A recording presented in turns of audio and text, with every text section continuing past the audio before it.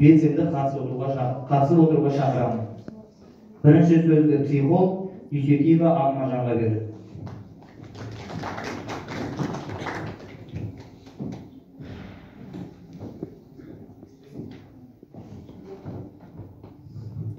Саламатсыздар ма, құрметті ата-аналар, қадірлі ұстаздар.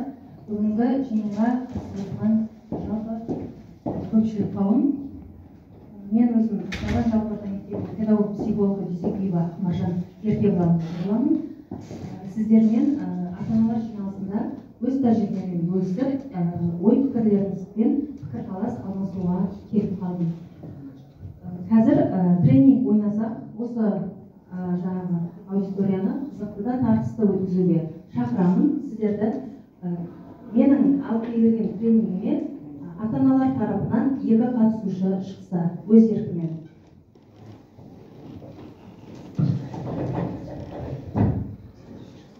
Екі қатысушы.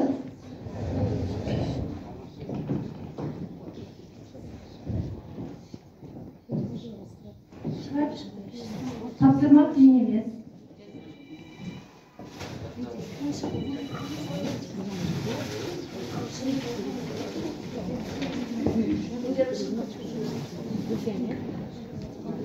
Екі қатысушы.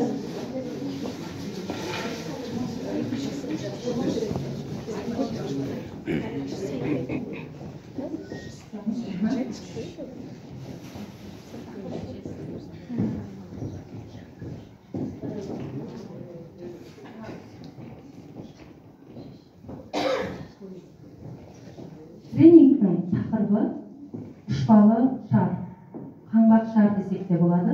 Енді тапсырма былай.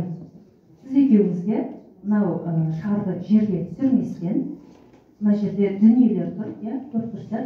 Осы дүниені бір бұйым шығарсаңыз, бірақ шар жерге түспеуге. Шарды ұшырып отырып, әрекет жасап көрейік. Түсінікті ма? Қандай бұйым? Ойыңыздан не құрайсыз? Бұл жерде құрастырмақ, яғни дүниелер деп алып тұрмын да мен. Шарды ұшырып тұрамыз, және ана құрастырмақтардан құрастырып, өзіңіз нені қалап тұрсыз, соны құрастырып көрейік. Бірақ шар жерге түспеу керек, шарды қолыңызда ұстап тұрмауыңыз керек, шарды ұшырып тұруыңыз қажет. Бір қолмен ұшырып тұрасыз, шарды ұшырып тұрыңыз. Бір қолыңызбен шарды ұшырып тұрыңыз. Енді бір қолыңызбен дүниені құрастырыңыз. Шарды қатты ұшырып жіберсеңіз де болады.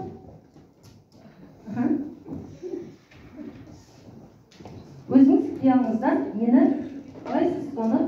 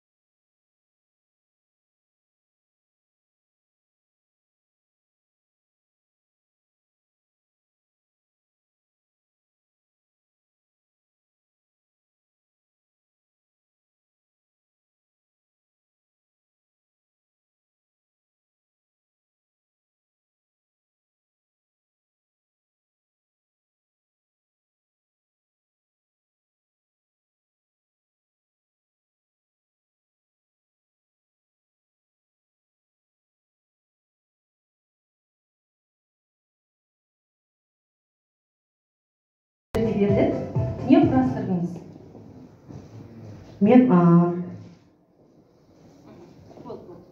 Мен геометриялық пішінді құрадым. Мынау 3 бұрыш, мынау 4 бұрыш. Наны енді құрап жатырсыз? Оны енді құрап жатқам.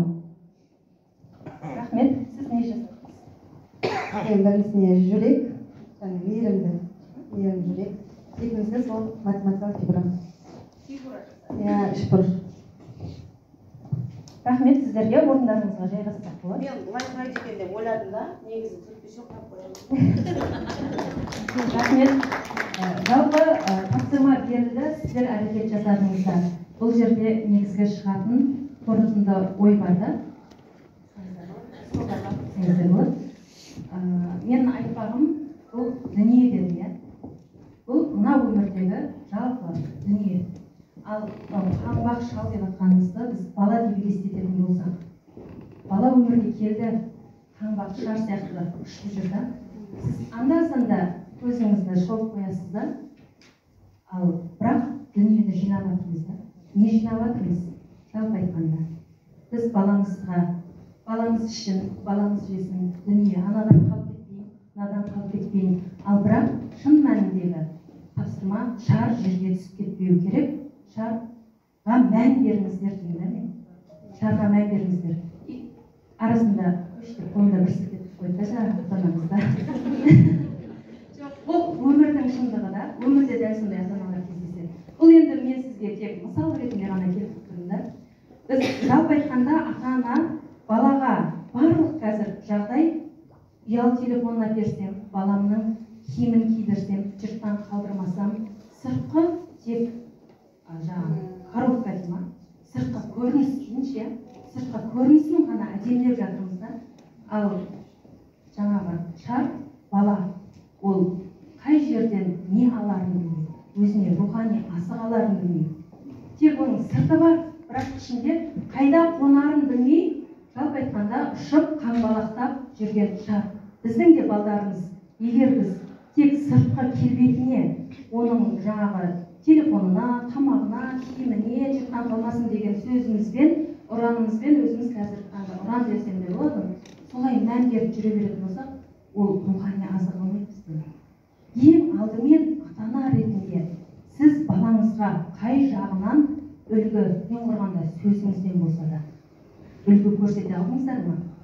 Қандай сөзді балаңызға айтып отырасыз? Үнемі бар ма? Айтып отыратын сөздеріңіз.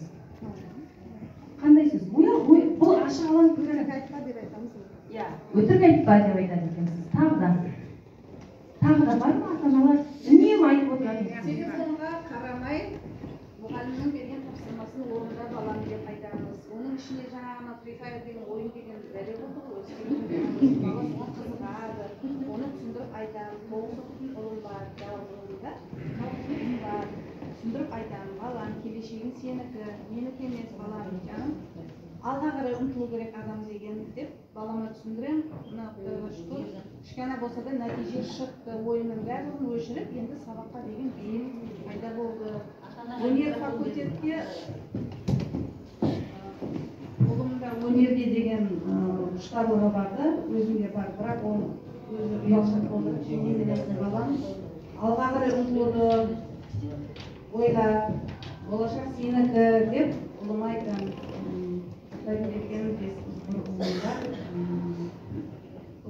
Анамын, ұлыма түсіндіруге әрекет жасап, мұның байқаласа жай әсті келетір ұлым түсінуге әрекет жасалады.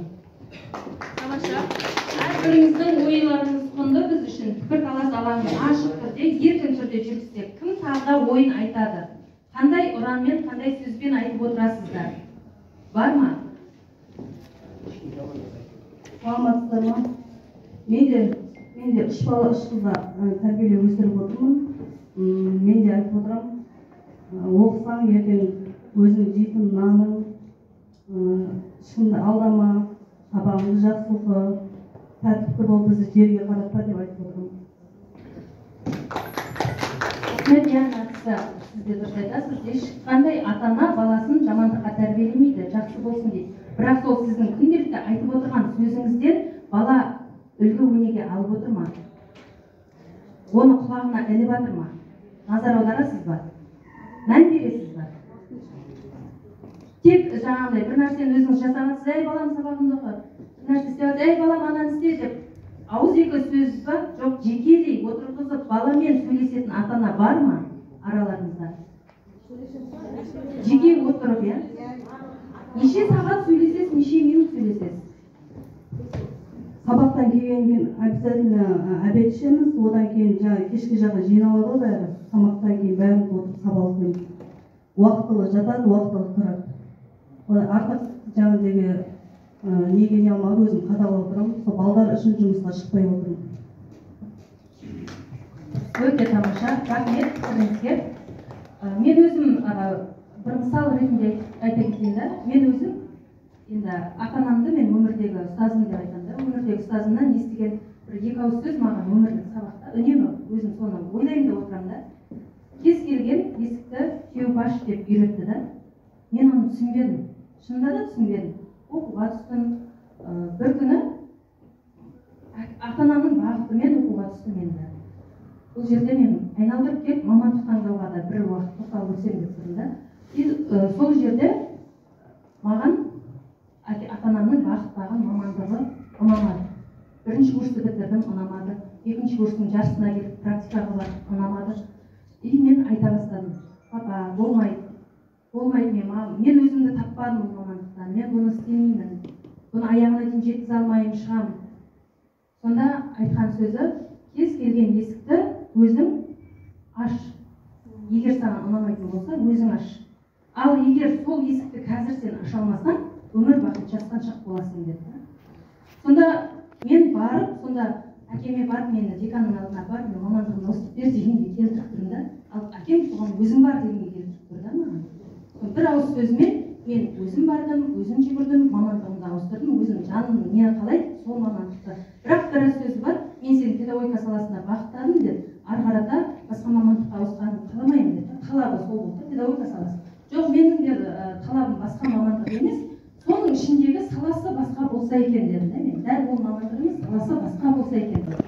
Артық бол, басқан жақ болма. Өзің шеш, мүмкіндігің бар. Соңда, өз өміріңнің соңда деген нәрсені түсіндіргенін мен жүре келе, үйреніп келем да, әлі де үйреніп келем, әлі де онымен сабақ болып өзіме алып келем да. Сол сияқты сіздер де балдарыңыздың қалаған мамандығымен қазіргі өзіңіздің таңдаған мамандығыңыздың арасын қалай саралап жатырсыздар? Сіздерге сұрақ. Мамандық таңдау өте ауқымды бала үшін, адам үшін, ол адам тұлға, иә? Сіз қандай әрекет жасап жатырсыз? Балаңыздың таңдауымен санасып жатырсыз ба, жоқ өзіңіздің қалаған мамандығыңызды балаңызға айтып түсіндіріп күніге жатырсыздар ма?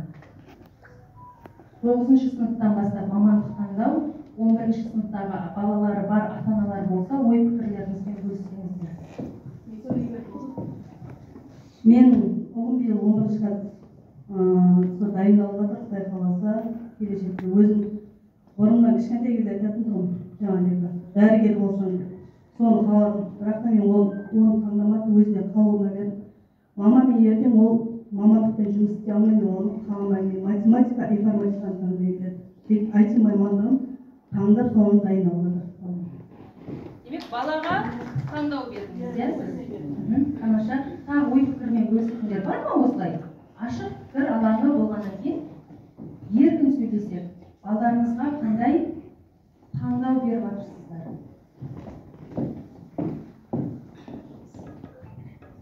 Саламатсыздар, ұстаздар.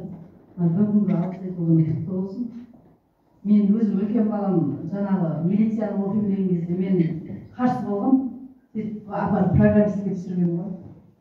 Дипломды әкеліп өзіме берді да қайтадан милицияны таңдап кетті ғой. Негізі баланың өзінің таңдауына беру керек екен, өзінің шешкен ойым. Одан кейін қызымды өзінің таңдауымен оқытатынын құдай қаласа. Жақсылық болсын.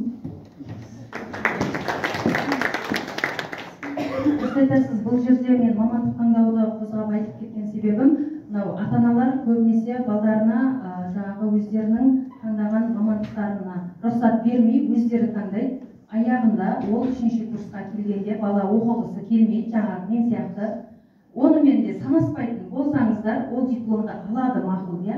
Алмай оқудан шығып кетеді ер азаматтар көбінесе кездеседі ондай жағдайлар. Аяғында айналып кетеді, курста жүреді да. Ал анау дипломды алғаннан кейін де босқа ол баланың 4 жыл өмірі кетті, иә? Қарап отыратын болсаңыздар, бала жүрегі нені қалайды?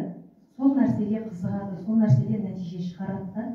Үнемі айтып отырамын мен ата-аналарға, осы мамандық таңдауға байланысты келгенде баланың өзіне ерік берсеңіздер.